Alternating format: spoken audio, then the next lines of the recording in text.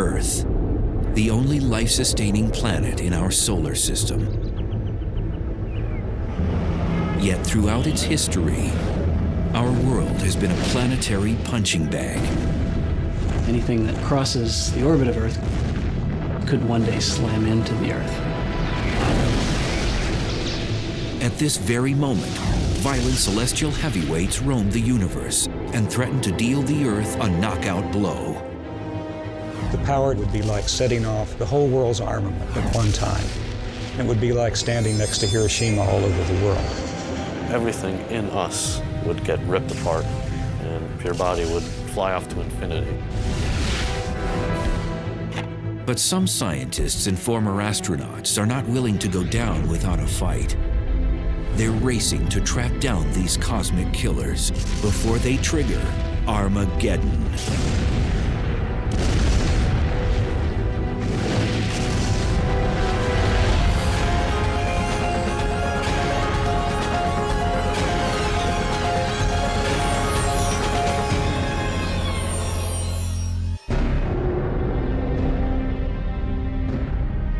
Earth shimmers like a sapphire jewel in our solar system. We go about our days unaware that in the far reaches of space, trouble could be headed our way.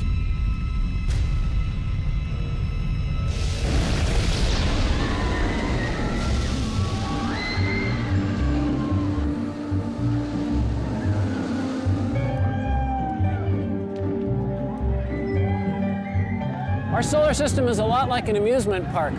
Earth and most of the other objects carve predictable paths around the sun. Normally, everything is calm and smooth.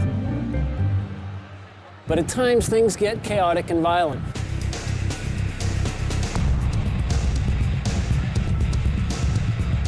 Earth can be slammed by space rocks, zapped by deadly space weather, jolted, jostled, and threatened by the object's energy and forces of the cosmos. The Earth is on a cosmic thrill ride, one that often involves extreme danger. When you're moving fast and on a predetermined path, you hope nothing crosses it because there's nothing you can do. Nicaraguan border goes right down along. Former astronaut Rusty Schweikert knows firsthand how dangerous celestial objects can be. In 1969, he piloted the lunar module during the Apollo 9 mission. Now, Schweikert is ready for more than a cruise through the cosmos.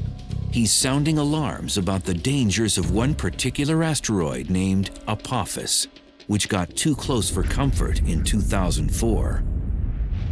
It immediately got everybody's attention because the probability of impact was quite high. In fact, it was higher than any impact probability that we had ever seen up until that time. And Schweikert has a terrifying real-life example of just how damaging an impact from an asteroid even smaller than Apophis could be.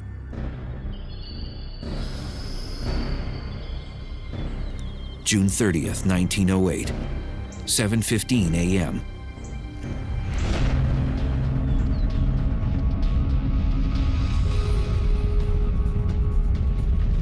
An object half the size of a football field plunged down from space at around 34,000 miles per hour and produced a stream of fiery gas behind it. Within minutes, the fireball entered our atmosphere and violently exploded above Siberia's Tunguska forest.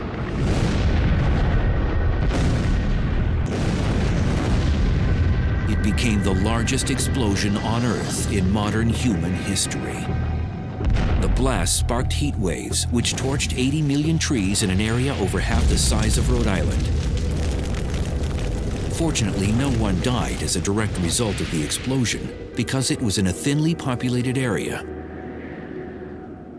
If that asteroid hit just a few hours later, it would not have hit Siberia, it would have hit over Europe.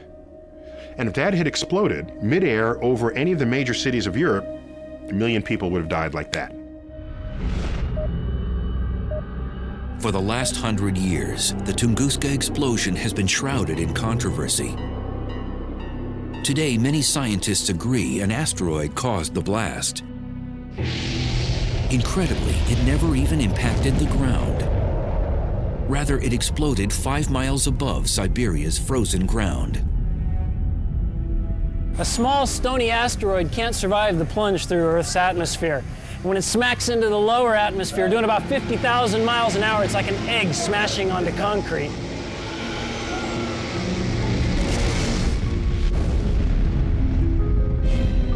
The blast over Siberia released energy equivalent to 15 megatons of TNT, 1,000 times greater than Hiroshima. If this were to happen over a large city, it would annihilate it.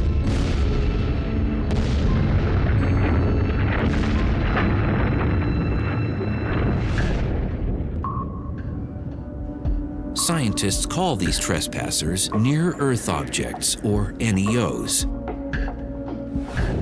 They're asteroids and comets, which are leftovers from the formation of the planets.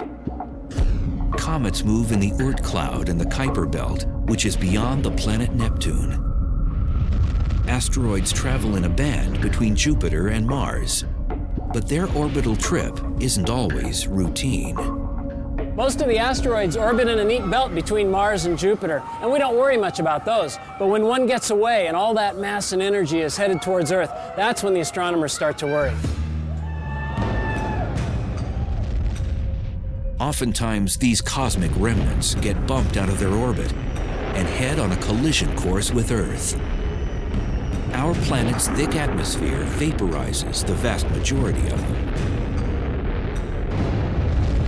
But a larger object can knock through our atmosphere and actually impact the ground. If you want to turn to the cosmos and look at the forces that would have us dead, asteroids striking are real and they're bad. It's happened before, it will happen again. 65 million years ago, an asteroid the size of a small city plummeted down from the sky. It exploded in the Yucatan Peninsula near the present-day Mexican village of Chicxulub with the force of 100 million megatons of TNT. It hits the Earth, casts billions of tons of Earth's crust into the atmosphere, cloaking Earth, blocking out sunlight, knocking out the base of the food chain, and sending a wave of extinction across the tree of life. It is believed the ferocious impact contributed to the mass extinction of the dinosaur. We can think of asteroids as being bad things, but were it not for an asteroid, we wouldn't be here today. Our mammal ancestors were running underfoot, trying to avoid being hors d'oeuvres for T-Rex. T-Rex gets taken out. Well, this opened up an ecological niche that allowed our mammal ancestors to evolve to something more ambitious than a rodent. And out comes the primates, and among the primates we have people. But ironically, the very kind of cosmic boulder that paved the way for humans to exist may one day wipe us off the planet.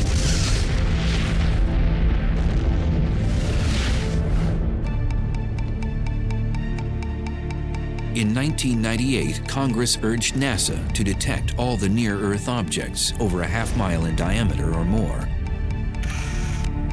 And what they found was unsettling. Over 850 NEOs in our vicinity. These asteroids are our closest and most dangerous neighbors in the solar system.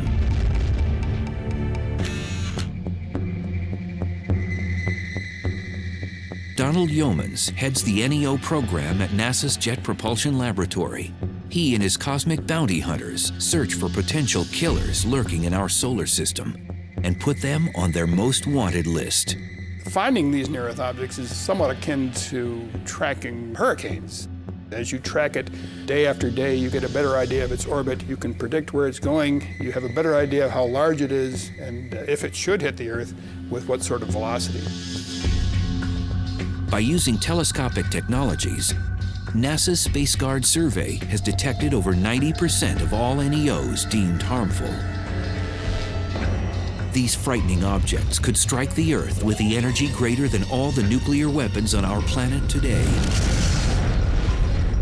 Such an impact could trigger mass extinction.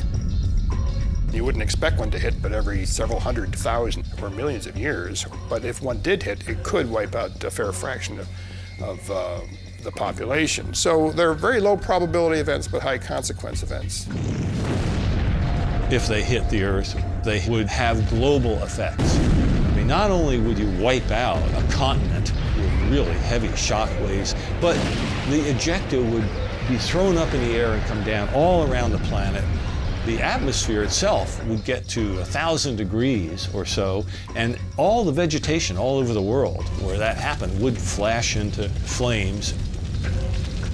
Cataclysms could also occur with smaller objects.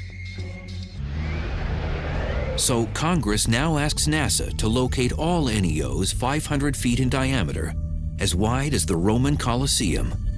An object that big could decimate a metropolitan area or even a small state. And what worries scientists most is not the asteroids they've discovered, but the ones they have not yet found. At any given time, there's about 24 objects for which we can't yet rule out an Earth impact.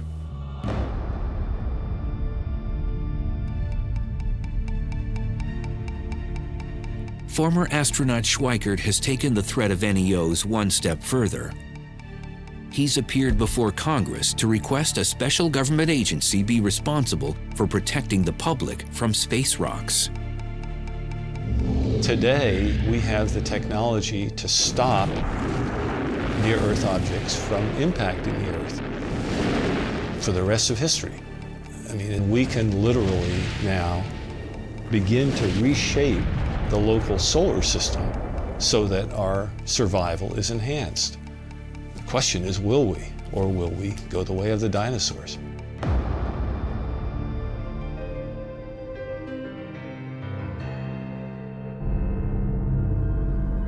But Schweikert isn't waiting for NASA or Congress to solve the problem.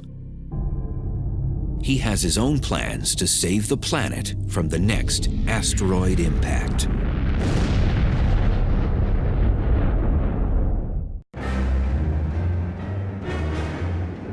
It's hard to believe the Earth has survived over 4.5 billion years, because since its infancy, the planet has taken a beating.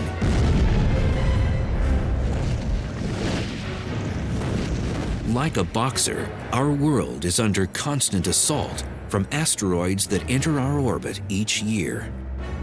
But in the future, Earth could be knocked out.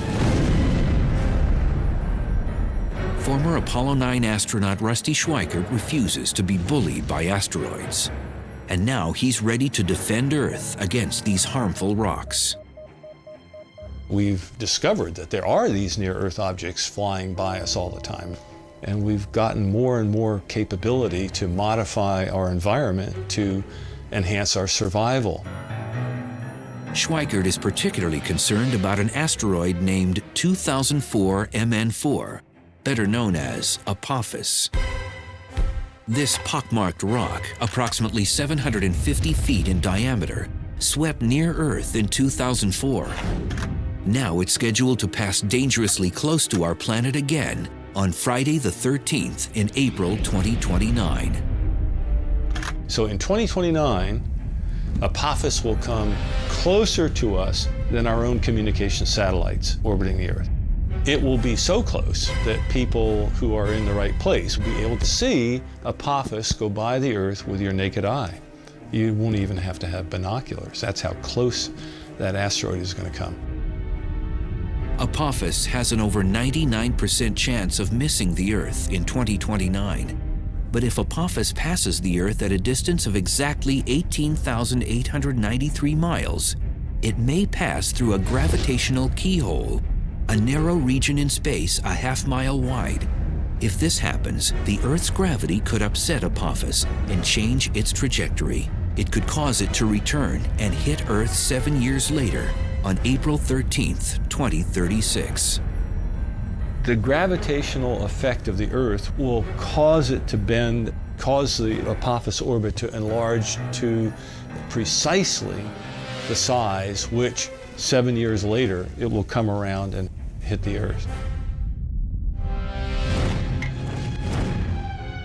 At the present time, Apophis has a 1 in 45,000 chance of delivering a deadly blow in 2036.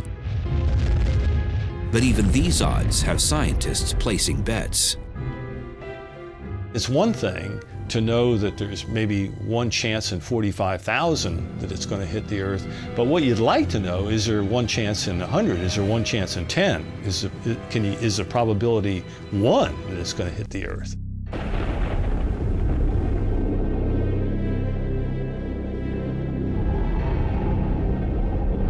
Schweikert believes we must regard Apophis as we would any natural disaster. He's even mapped out where Apophis might strike. You have the date of the impact, the time of the impact, the orbital inclination, and you can make a map. And what that map shows is what I have called a path of risk that goes all the way across the planet. And I look at this and I see a high probability of impact and I say, whoa, where might it hit?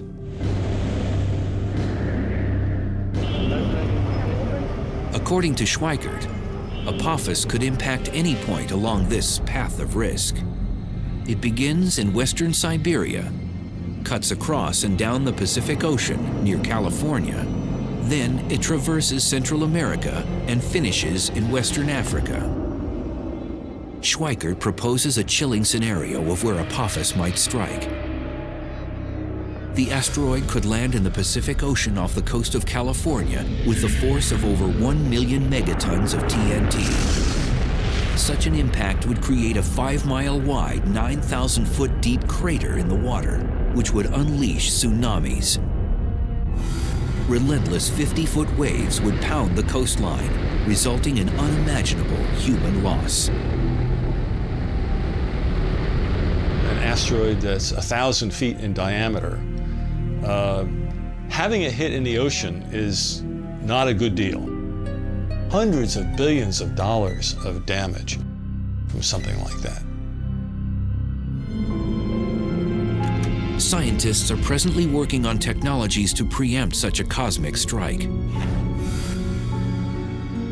One idea involves blowing up an asteroid. But some feel this could compound the problem, sending several chunks of the asteroid in our direction instead of just one. Consequently, Schweikert's new mission is to change the orbit of asteroids that could impact Earth. What you want to do is basically change the asteroid's orbit very, very slightly. You change its velocity by a 10,000th of a mile per hour so that it will miss the Earth instead of hitting it. Rusty's colleagues have drafted conceptual designs of spacecraft that could deflect asteroids, particularly Apophis. One would tow harmful asteroids away from Earth, but instead of lassoing the rock like a bull in a rodeo, the tractor will hover in front of it and use gravity as a tow line. If you park in front of an asteroid for a long enough period of time and you stay close enough to it but not touching it, you're going to increase its velocity. Or if you park behind it while it's moving along, you're going to slow it down very slightly. We can change the orbit of an asteroid if we know about it far enough ahead of time. Although a space probe has landed on an asteroid in the past, the most challenging idea is launching a manned mission.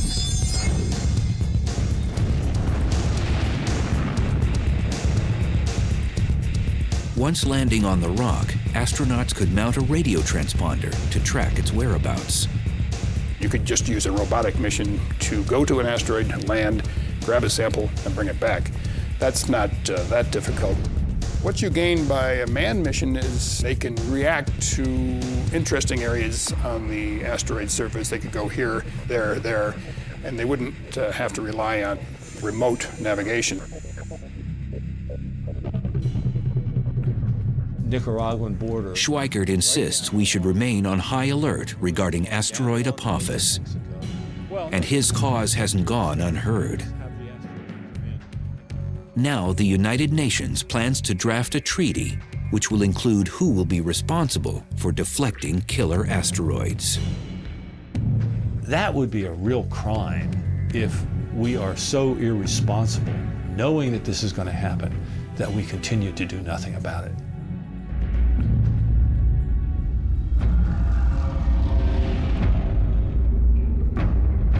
But asteroids and comets are not the only deep space threats.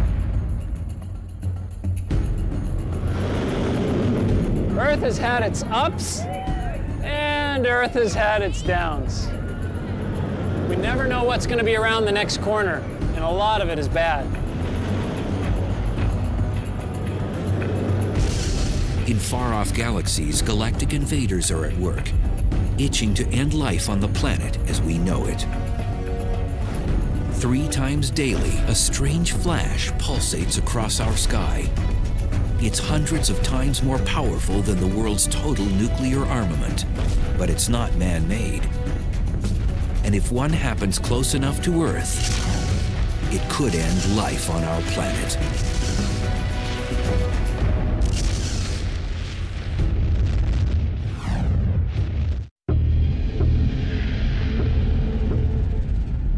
Most Earthlings are unaware of the potential hazards in space, but the list is long and growing. Imagine this. Within our own galaxy, the Milky Way, a massive star explodes, sending a lethal burst of energy rocketing toward our planet. This is a gamma ray burst, the biggest explosion to rock the universe since the Big Bang. In the cities and countryside below, there's no warning of what's about to happen. And then it strikes. It would be equivalent to standing 1 mile away from Hiroshima, any place on the Earth. The potent radiation cooks the upper atmosphere. Our ozone layer roasts. Across the hemisphere, human beings burn to death from radiation 100 times the fatal dose. The disappearing ozone layer causes increased temperatures around the world, triggering cyclones, tsunamis, and hurricanes. Most life on the surfaces of land and water incinerates. This may seem like science fiction, but it could happen if a gamma ray burst hit Earth from 100 light years away. Gamma ray bursts are the brightest explosions in the universe. Because they're so far away and yet still so brilliant, they must involve an enormous amount of power. As much energy as the sun will emit in its entire 10 billion year lifetime.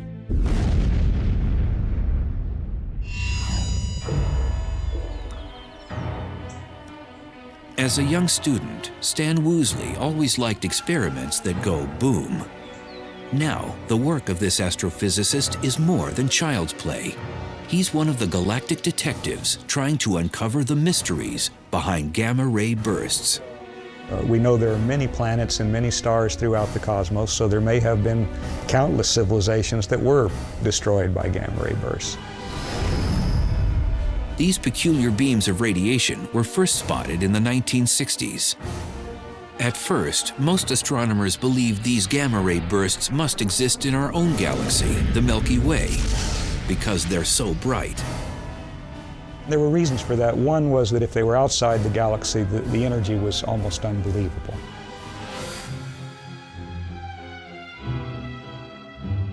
But at the time, even the most powerful telescopes couldn't determine their location and distance, because the bursts lasted for a few seconds, then disappeared. But then astronomers wondered, what about their afterglow? Cosmic explosions typically leave behind some luminous residue that sometimes lasts for days or weeks. In the late 1990s, satellites used upgraded optics and X-ray detectors to finally capture a gamma-ray burst's afterglow. It became clear that gamma-ray bursts actually were cosmological, coming from very far outside of our galaxy, from millions and billions of light years away. And that meant their energy had to truly be astronomical.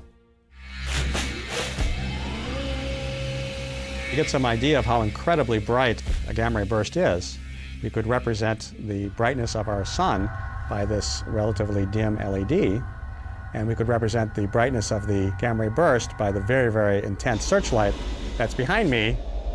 Isn't that incredibly bright? Unfortunately, with this comparison, the searchlight is not nearly bright enough to represent fully the gamma-ray burst, and in fact, we would need 100 billion such searchlights to have an adequate comparison. The gamma-ray burst is equivalent to the brightness of 1,000,000 trillion suns. These massive bursts could decimate Earth. But what causes them? We are quite convinced that the common gamma-ray burst comes from the death of a massive star, at least 10 times the mass of the Sun. And such stars are quite rare, by the way. Woosley masterminded a groundbreaking model of how gamma-ray bursts may be created. When an extremely massive star dies, it collapses into a black hole. Black holes are created when a collection of matter collapses to such a high density that light itself cannot escape. But Woosley proposes that some of the star resists getting sucked into the center of the black hole. As a result, a high-speed spinning disk of matter forms around it. Within seconds, jets of plasma shoot out from its rotational poles. These beams of energy unleash dangerous gamma rays into space. If you can imagine just trying to squeeze a fruit or some kind of sphere of some object into a very small space, things are going to squirt out. And in this case, the squeezing is done very rapidly, and you're talking about a huge amount of mass. At the same time the gamma ray bursts are ejected, the collapsing star explodes or goes supernova to the extreme. One of the reasons gamma-ray bursts are so incredibly bright is that they take an enormous amount of power and then they focus that power into a very small portion of the sky. For every 300 gamma-ray bursts that go off, only one is pointed in our direction, and so we only see one of those 300. Even if a gamma ray burst were to occur not 100 but 1,000 light years away, the Earth could still face apocalyptic destruction. If a gamma-ray burst happened within 1,000 light years of the Earth, then it would be approximately 500 times brighter than the Sun and emitting gamma rays. The energy delivered to the Earth's upper atmosphere would be like 100,000 megatons of nuclear explosions. The ozone would be depleted. We'd have acid rain, but we'd also have flash burns, incineration of vegetation, perhaps something resembling nuclear winter. So there could be a global extinction of many species. Now, the far side of the Earth would be a special place to be, because gamma rays don't go through the Earth, and if you were on the other side, you wouldn't get flash burned. But the effects of depleting the ozone and changing the composition of the atmosphere would eventually come to the other side, and there the effects are unknown. Statistically, this ghastly scenario has a 1% chance of happening once in the Earth's entire lifetime. But even these odds aren't reassuring if you're living on the planet at that very moment. If you're caught in the beam, that's a bad day for you. If one of these happens in your galaxy and that beam is coming your way, go hide in a cave, because this is very high energy radiation. It's the kind of energy that will decompose your molecules, and you just don't want to be around when that's happening. There currently are no defense measures to shield us from gamma-ray bursts if they happen close to Earth. They travel at the speed of light, 186,000 miles per second. By the time we detect them, they will have already struck our planet. Gamma ray bursts could pose a hazard to the Earth or to anything living that came within their bore site. But as we've seen, they're very infrequent. And there are other things in the heavens and on the Earth that are much more dangerous. Cataclysms routinely erupt in some corner of the universe. And one day, something will snuff out Earth.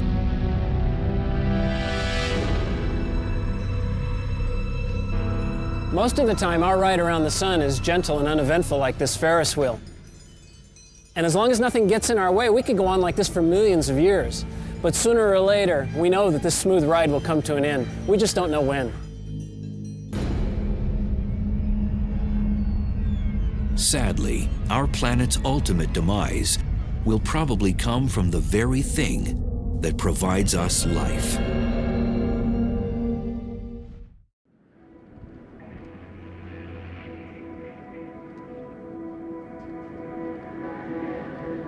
Earth maintains a cozy lifestyle, being third rock from the sun.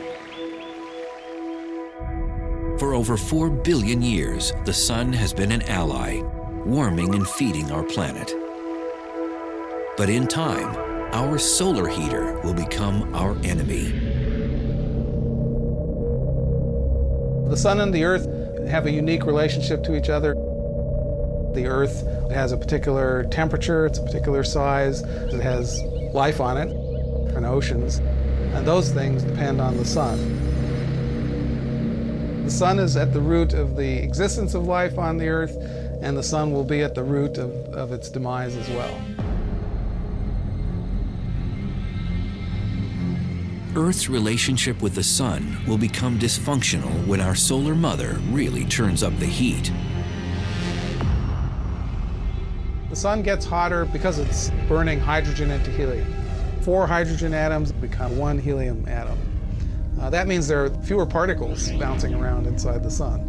And that process basically means that the sun has to get hotter and brighter to hold itself up. As the sun's core gets hotter, its outer parts will swell in size and turn red. If you have a bonfire, you have all this wood there, you build it up, and at some point enough logs get burnt and the thing collapses and you get this huge burst of sparks and it gets much brighter. In a sense, it's like that because the sun is right now burning hydrogen into helium, and the helium is the ash of that, if you like. And then as the sun collapses enough, the ash relights and the helium burns into carbon. And that's when things get really hot. At this point, the sun will expand into a red giant and incinerate most complex life on Earth. When the sun becomes a red giant, it will grow to 30 times its size. So the surface of the sun will actually be out beyond the orbit of Mercury. The luminosity of the sun will go up by like 1,000 times. And that's going to make the Earth so hot that the outer crust, the rocks, the solid part of the Earth, will melt. The whole planet would be a glowing ball of lava. The sun will fry the inner planets, and even though the sun will become red and cooler, the Earth will be much hotter. Just leave the Earth a burnt cinder, like a charcoal briquette. So that would be bad for life on Earth. And the Earth's hellish fate isn't over. As a red giant, the sun will fluctuate in size before collapsing into a white dwarf. The sun that was huge suddenly becomes the sun that's very small and extremely dense. It's only about the size of the Earth, sitting down there at the center of our solar system, very much fainter than it used to be, and then everything cools off. And then that object is no longer generating energy either, so it begins to cool as well. So the final fate of the solar system will be to cool off and freeze. Humans will probably have relocated to another planet or become extinct before the sun turns Earth into a snowball. However, the sun may dry up our world much sooner. If the sun doesn't get us at the time of the red giant phase, it may well get us earlier by just becoming bright enough to cause the oceans to evaporate. Water is an essential component for all life. And so if the Earth actually loses all its water, then that's another reason why life might disappear from the Earth, and it would again be the sun's fault. There may be ways for Earth to win a stay of execution. As the sun is swelling, it also begins to lose mass much more rapidly than it's losing it now. And of course, if it's getting less massive, it has less of a hold on the Earth will move further out into a larger orbit. And so it's kind of a race between the growing sun and the growing heat from the sun and the Earth actually moving, a little bit away from that fire that's getting too hot.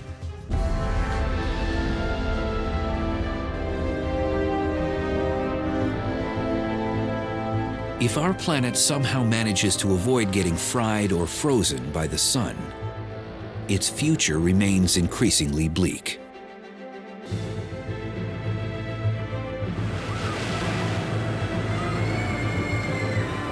This place is full of adventure. Rides that put your stomach up into your throat, things that collide, scary stuff. It's a lot like riding around the sun on planet Earth. But when Earth gets smacked or when things start to come apart, the ride could really be over.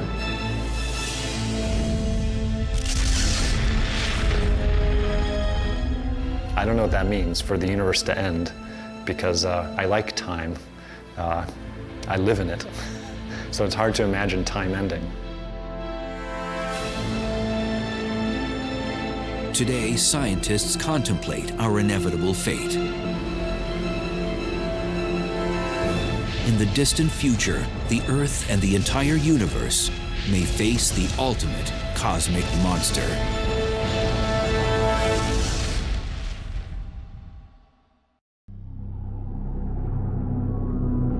No one suspects that Earth's most lethal enemy lurks amongst the stars.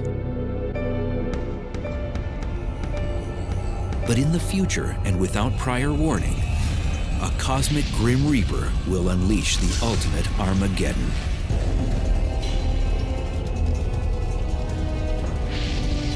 The dark villain will stretch apart the universe.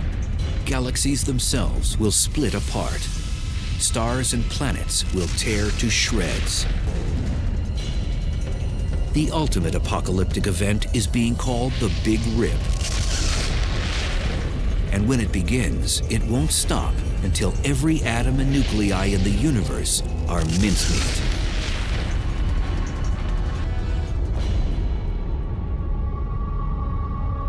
The Big Rip, it really is the end of the universe. It's not like we're the last ones at the party wondering what's going on and we can go do something else. It's really like you've turned off all the lights and the universe just ends.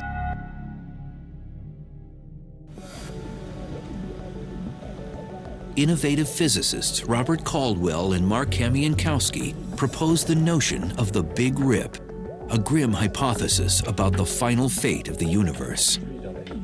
We used to think that the universe, which is currently expanding, could reach a point of maximum expansion. The Big Rip is the idea that the expansion will not only continue and accelerate, but rip everything apart as it does so.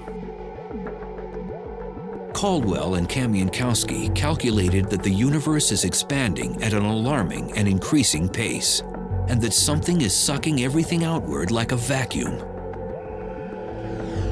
Acting like a galactic vice squad, these young scientists hunt for the cosmic killer. They believe a mysterious phenomenon called dark energy may be the culprit. Figuring out what dark energy is probably the #1 goal of cosmologists today. Dark energy is dark, so you can't see it. We can feel what it is. We feel it through its effects on the gravitational behavior of the universe. There could be some dark energy in this room, under the chair. It's only when you look at its properties on really big cosmological length scales, billions of light years across, that you start to see the cumulative effects of the dark energy. It causes things to be pushed farther away from each other and contributes to the expansion of the universe in a quickening pace. Edwin Hubble, whom the Hubble telescope is named after, first discovered the universe is expanding back in the 1920s. But it wasn't until 1998 when a crack team of scientists measured that this expansion is moving like a runaway train. A nice analogy is to imagine that the universe, our three-dimensional space, is like the surface of a rubber balloon that I'm blowing up. Okay, I'm going to blow up the balloon as a demonstration of the effects of the expansion of the universe. As the balloon gets bigger, that's the depiction of the expansion of galaxies. There's a galaxy. Another one. Where's our galaxy? Okay, we live there. Okay, that's our home. As the universe expands, every other galaxy gets farther away from us.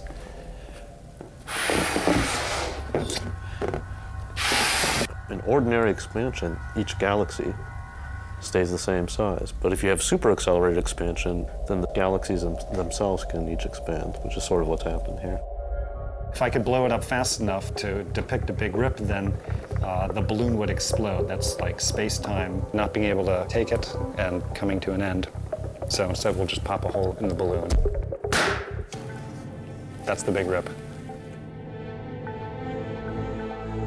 According to Caldwell and Kamiankowski, the universe has no hope of surviving the Big Rip. They've even come up with a countdown to this apocalyptic event. The Big Rip kind of rolls up its sleeves and progressively takes apart the universe layer by layer, working from the outside in, going from the largest scales to the smallest scales. 1 billion years to pull apart clusters of galaxies, then hundreds of millions of years to pull apart galaxies themselves, and then down to the size of a solar system, we're talking hundreds of thousands of years, and then to tear apart the Earth itself would take less than an hour.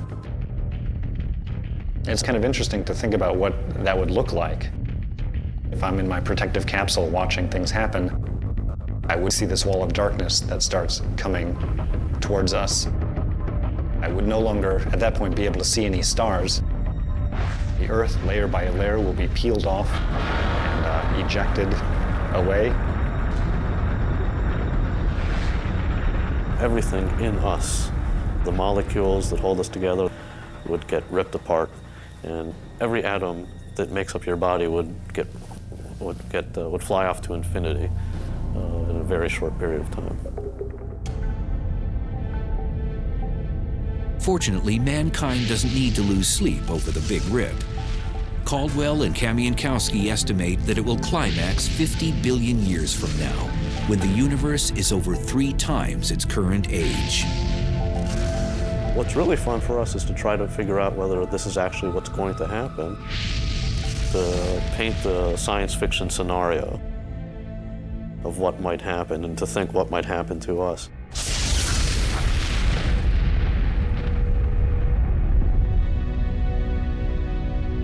Deep space threats are real. Some could harm us tomorrow, others in the far future. But one thing's certain, something will terminate Earth and probably the entire universe once and for all. It's only a matter of time. It's useful to sometimes think about how fragile our life is here on Earth, that maybe we aren't going to be here for eternity. Maybe there's a hope, but the way it looks, the universe just ends, and that's it.